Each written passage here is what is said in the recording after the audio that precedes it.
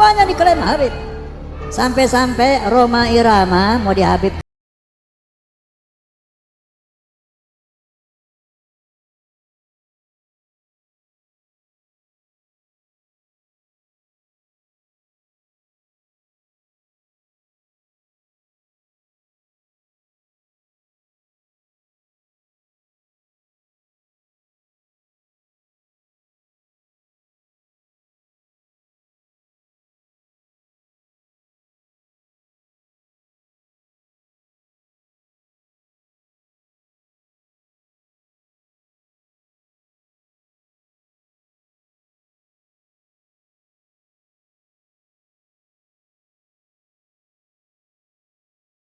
Yang menawari itu.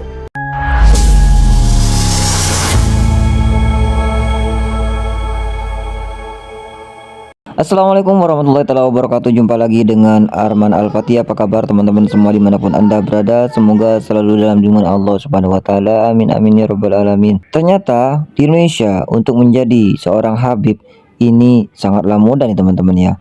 Baru-baru ini terbongkar bagaimana proses pembuatan seorang Habib yang bisa mengklaimkan dirinya bahwa mereka dzurriyyah Rasulullah SAW atau cucu Nabi. Seperti video yang akan kita saksikan bersama dan pengalaman Bang Haji Roma Irama yang sempat ditawarkan untuk menjadi Habib. Nah, seperti apa kita simak videonya. Ya, saya memang tahu bahwa Roma Irama pernah berkata dalam podcastnya bahwa ada seseorang yang menawari dia untuk dapat gelar Habib dengan membayar uang sejumlah 5 hingga 10 juta. Dan saya juga tahu bahwa ada orang yang menghabib-habibkan orang. Pertanyaannya adalah, apakah memang fenomena ini terjadi di tengah-tengah kita? Jawabannya adalah iya, memang ada orang atau organisasi yang menghabib-habibkan orang dengan membayar sejumlah uang bahkan hingga puluhan juta rupiah. Pertanyaannya adalah, apakah kelompok yang menghabibkan seseorang ini dari Habib yang betulan yang berasal dari organisasi Rabithah Alawiyah? Demikian Habib ini. Ayo aneh anterin, kapan mau ke Rabithah? Makanya Jenderal Sudirman dihabibin. Pokoknya di sini kalau ada orang punya nama, yang kaya punya nama bisa dihabibin, hati-hati. Begitu cara mereka menebar pengaruhnya itu. Orang yang punya pengaruh yang besar, Habib. Dikasih aja stempelnya. Ada yang bayar 400 juta, 500 juta. Ente Bang Haji nggak usah bayar, gratis. Sehingga hal ini perlu diungkap saudara sekalian. Pertanyaannya,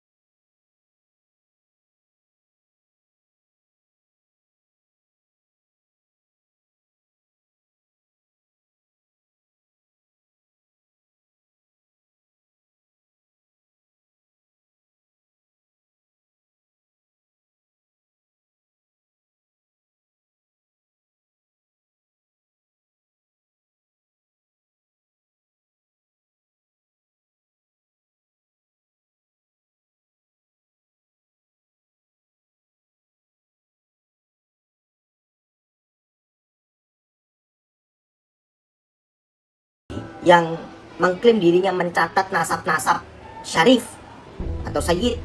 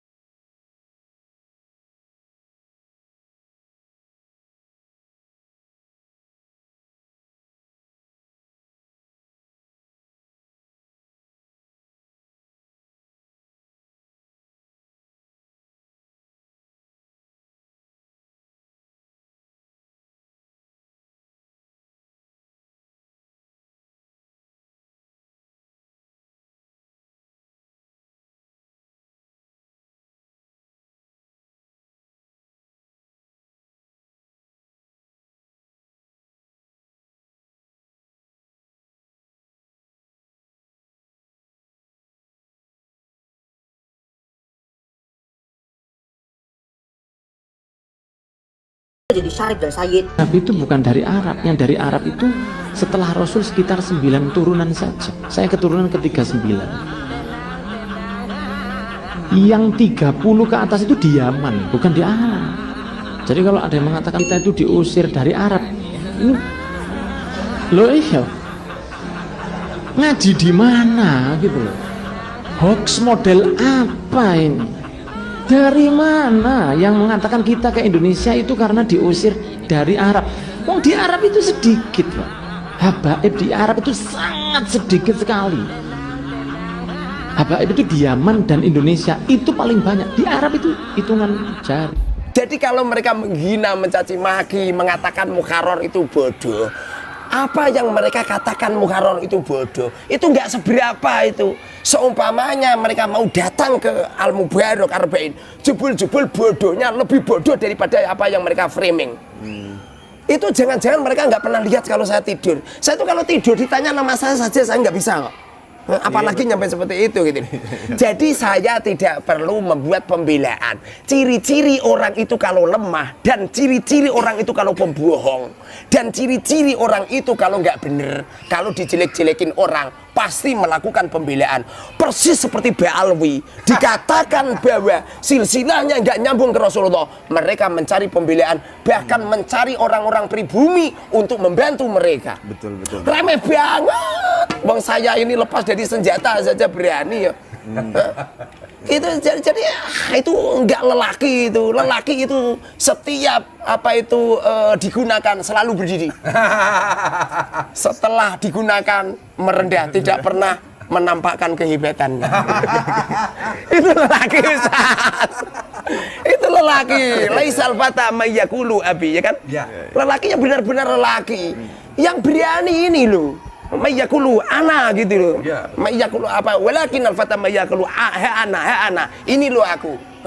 Mosok lelaki senengannya memamerkan ayahku, kakekku gitu loh. Pakai mukaddam itu. Nah aja, mereka selalu memamerkan kakek-kakek mereka, padahal mereka toh sama sekali tidak punya potensi sama sekali. Gitu loh, mengandalkan dirinya itu bisa apa itu Isra Mi'raj 70 kali apa enggak gitu loh. Mau mengandalkan kisah-kisah khurafat yang tidak mungkin terjadi. Bahkan sudah dikomentarkan sama apa itu Kiai Haji apa itu Mbah Hasyim Asy'ari. Barang siapa yang apa itu mengatakan bahwa mereka telah Isra Mi'raj ke Sidratil Muntaha, faqad kafaro. Itu dia nih. Benar-benar kafir. Benar-benar kafir. Itu dawuh beliau mengambil dawuhnya apa itu di kitab Asy-Syifa itu. Yang beliau berfatwa barang siapa yang percaya gitu. Loh, percaya saja kafir apalagi nyampe ngaku gitu loh.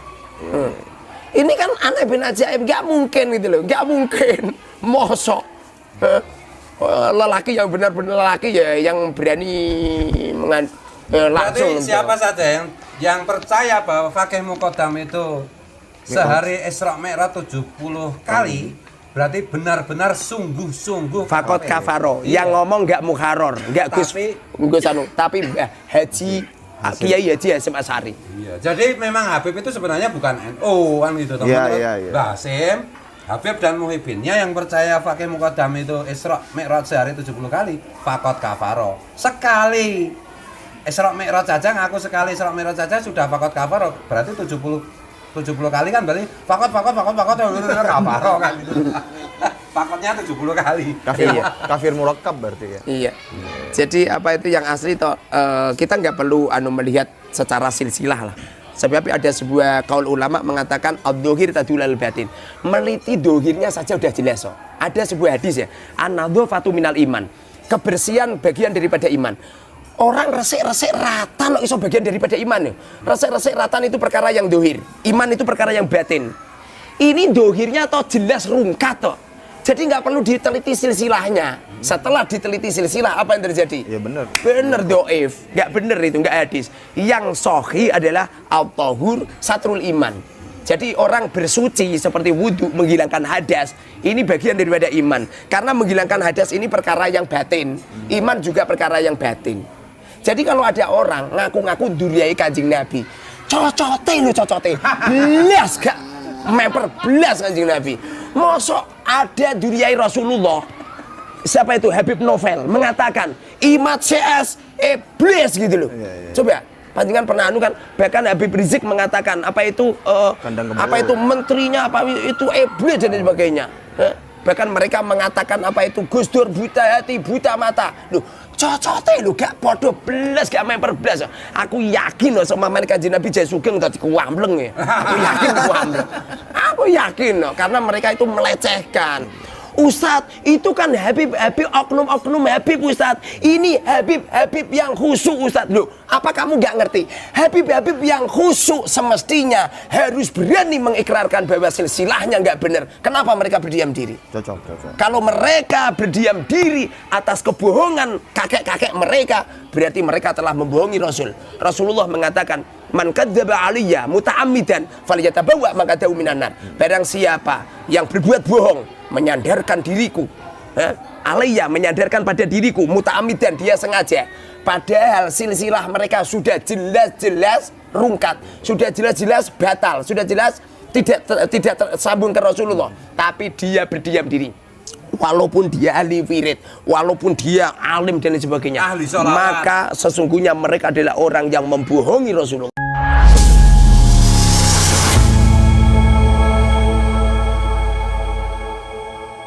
Itulah tadi pernyataan bahwasanya di Indonesia ada perdagangan Habib, yang mana untuk mendapatkan gelar Habib ini harus membayar sampai ratusan juta. Seperti pengalaman Bang Haji Rhoma Irama yang mau dijadikan Habib secara gratis. Wah, ini adalah sebuah siasat yang sangat luar biasa. Tahayal banyak sekali orang-orang di Indonesia ini bergelar Habib. Nah, bagaimana menurut pendapat teman-teman semua? Silahkan lanjut di kolom komentar. Terima kasih selalu support Arman Al-Fatih. Kita jumpa lagi di video selanjutnya. Assalamualaikum warahmatullahi wabarakatuh.